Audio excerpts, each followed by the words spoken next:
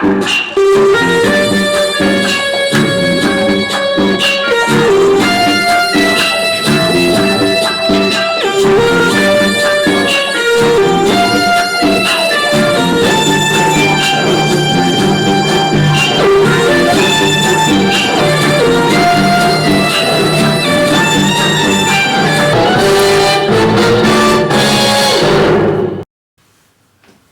evening, America and the rest of the world. Xander J. Hobson here, stand-up comedian, entertainer, director, and producer of boxing documentaries, and internet troll to those who need internet trolling. This is another episode of The Devil's Advocate, brought to you by the Brilliant Artists Movement. We're trying to grow the platform, so please subscribe, like this video, share it, and by all means, leave a comment in the comment section, because I enjoy checking out the feedback from these videos that I make, as well as exchanging opinions and points of views with you all. Now, I cannot stress enough that I need you to hit the like and the share button so that we can get this video out here in the algorithm. You know, stop acting like the like and the share button are guys that used to smack you around when you were a kid. Okay? So, with that said, right, you'll notice Bruce Lee's over my right shoulder. And the reason why I'm filming from this angle is because I want to get in on this Bruce Lee conversation.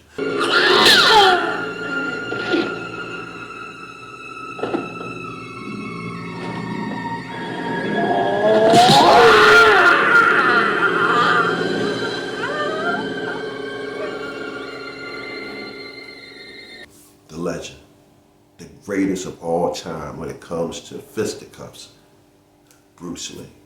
Bruce Lee was one of my original heroes. Initially, my first hero was Batman, but Batman is a fictional character. And my main hero, my guy, was Bruce Lee.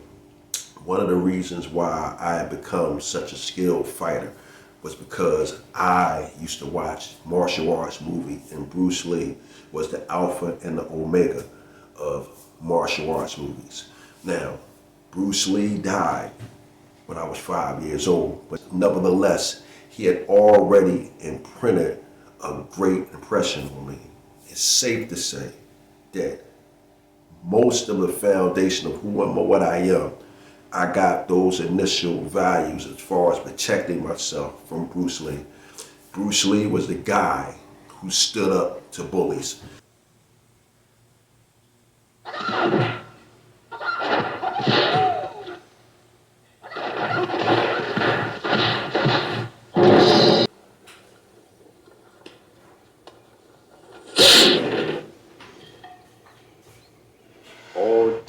Don't hit back.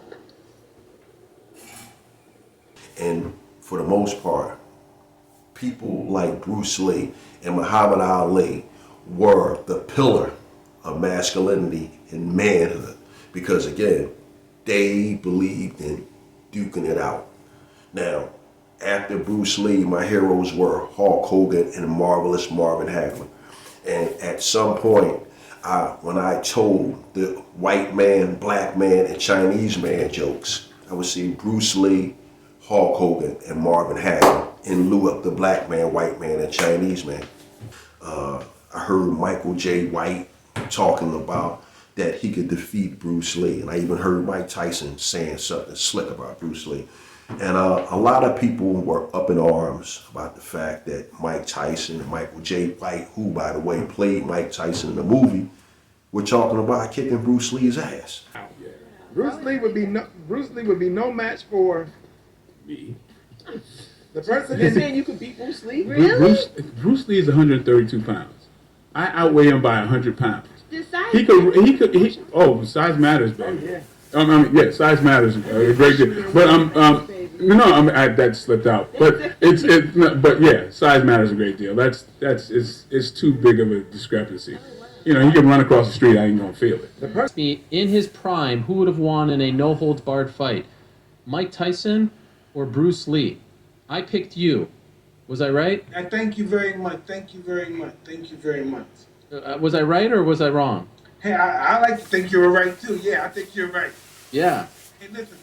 Listen. If Bruce Lee really could beat me in a fight, I would really think, fuck, this is an interesting world.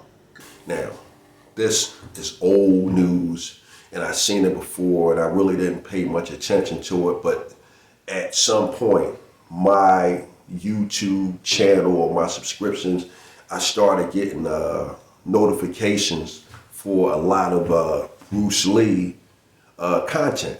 And I happened back upon Michael J. White saying that he could beat Bruce Lee.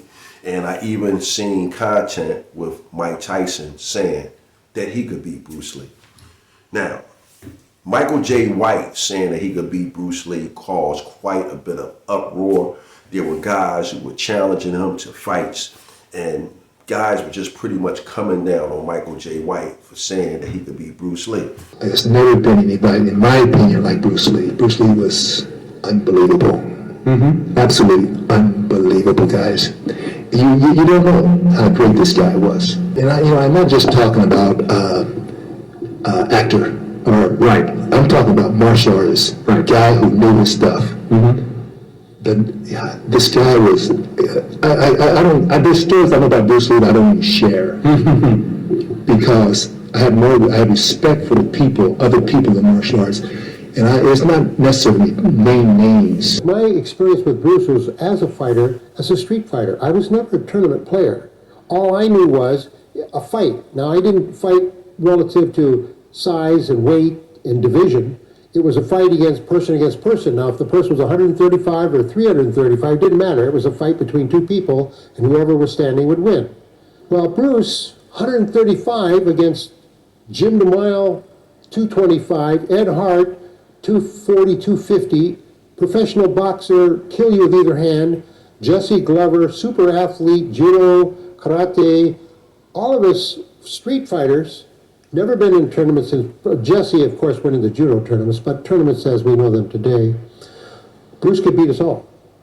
And I don't mean it would be a struggle. I mean, he could beat us all and we didn't have a chance. This was in an actual fight situation where I tried to hit him. I tried to knock him out. We tried to hurt this kid because he was always embarrassing us in demonstrations and just in general. So I just am amused when I hear that. And I'm first one, like I say, to leap up and say, who said that? I'll spar with you. Because I should be nothing. Because I'll never get a chance to meet Bruce, but at least someone who touched hands with Bruce. Now, first and foremost, right, it's my opinion that Michael J. White and Bruce Lee would have never even fought each other. So it's not even worthy of a conversation. But in defense of Michael J. White, to play the devil's advocate, Michael J. White is a fighter. And anybody with a fighting mentality will never say that another fighter could beat them. They just won't. In my opinion and from my experiences as a guy that done some fighting himself, the only individual that a fighter humbles themselves to is their trainer. I don't think if Bruce Lee was alive that he would have a problem with Michael J. White feeling as though he could beat him. It is the spirit of a fighter that makes him stand firm in the confidence of his ability. Several years ago, Floyd Mayweather caused a bit of a stir because he said that he was the greatest fighter of all time. Stephen A. Smith spent a day with the undefeated champion, and he talked about the fight, his legacy, and that he believes he's better than Muhammad Ali. No one can ever brainwash me to make me believe that Sugar Ray Robinson and Muhammad Ali was better than me. No one can ever brainwash me and tell me that. But one thing I will do, I'm going to take my hat off to them and respect those guys, because those are the guys that paved the way for me to be where I'm at today. In all of my career, I have never encountered an athlete who, number one, flaunts his wealth the way Floyd flaunts his wealth, and who, number two, is so blindly full of himself to the fault of those who did pave the way. He did acknowledge that much, so I appreciate that much. But the way he just blithely scoffed at Ali's accomplishments, it wasn't just disrespectful, Stephen A. Smith. It was flat out blasphemous. And there were people who were outraged because Floyd Mayweather said that he was the greatest fighter of all time. But again, in defense of Floyd Mayweather, he has a right to say that he is the greatest of all time. Now, I want to say this, right? My personal opinion, I don't believe if Michael J. White and Bruce Lee would have squared off, that Michael J. White would have stood a snowball's chance in hell against Bruce Lee. The same can be said about Floyd Mayweather. I don't think that Floyd Mayweather is the greatest of all time. I think he's a great fighter and he's been great for the game and he's earned a lot of money, but there are guys who are better, in my opinion. Now, there are a lot of guys that came to the defense of Bruce Lee and made comments. Most notably was Jim Kelly and I believe the guy was Jim DeMaio. Both guys spoke really, really highly of Bruce Lee. And again, I don't think anyone who has participated in a combat-related sport, they haven't been influenced by Bruce Lee and Muhammad Ali. But more than likely, Bruce Lee first and foremost. Like one of the guys said, when you think of martial arts, you think of Bruce Lee. And most people who think of martial arts and think of Bruce Lee are people who weren't even alive when Bruce Lee was around. So this is what I was thinking about. But the main thing I wanted to talk about was there is a guy out here in this world who beat Bruce Lee. Not only did he beat Bruce Lee, he spanked him. He spanked his ass. Now, as a serviceman, a guy who has served in the Marine Corps, Pennsylvania Air National Guard, and the United States Air Force, I traveled the world extensively. And in my travels, all over in the Orient and Asia, I heard stories, okay? There was an occasion when I was over in Tibet and I was praying and studying with these monks when I first started hearing the whispers of this guy who not only whipped Bruce Lee, but spanked his ass. Now, the first thing I started hearing rumors about this guy who went around by the name of GMT, or Grandmaster Troll. And I heard about an occasion when him and Bruce Lee battled for 30 days and 30 nights over an ox. Now, I don't know the details because, again, I am not one to try to speak authoritatively on something that I heard secondhand. But whatever the case may be, Bruce Lee and this GMT fella, or Grandmaster Troll, they had a spirited, heartfelt martial arts battle where the two were going back and forth for 30 days and 30 nights. These guys didn't stop for sleep. They didn't stop for water. They didn't stop for food. They didn't stop to tend to their natural bodily functions. They just went at it non-stop, back to back, toe to toe for 30 days straight. And I'm told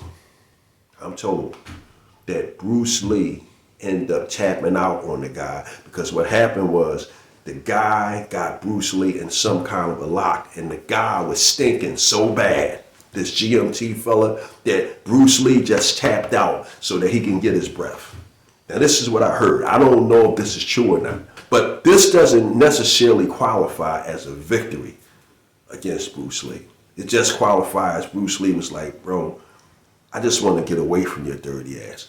But the story that I heard about Bruce Lee getting his ass whipped, this is what I heard. Now listen, you can't hold me to this. I'm just repeating what I heard, okay? So don't hold me to this. I don't want you guys coming at my neck. But I want to say this. The one guy that I heard definitely with 100% certainty, beyond a shadow of a doubt, who whipped Bruce Lee's ass was his father. that's who I heard whipped Bruce Lee's ass. So, folks, I don't know if this is true or not, but if there is one guy on the face of the earth who actually whipped Bruce Lee, beat his ass, spanked his butt, we're going to have to say that it was his dad. So this is what I was thinking about. Obviously, this whole thing is a joke. It's a clout chasing experiment to see how many clicks and views that I could get. But at the end of the day, right, if you watch this video, you watch this video because you love Bruce Lee. He had an influence on your life, just like he had an influence on my life. And as a result of that, you tuned in, and I'm glad that you did.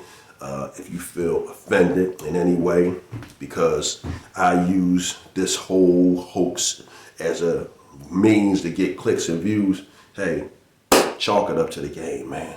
Chalk it up to your love of Bruce Lee. But at the end of the day, you have to admit, if anybody with Bruce Lee, it was his dad.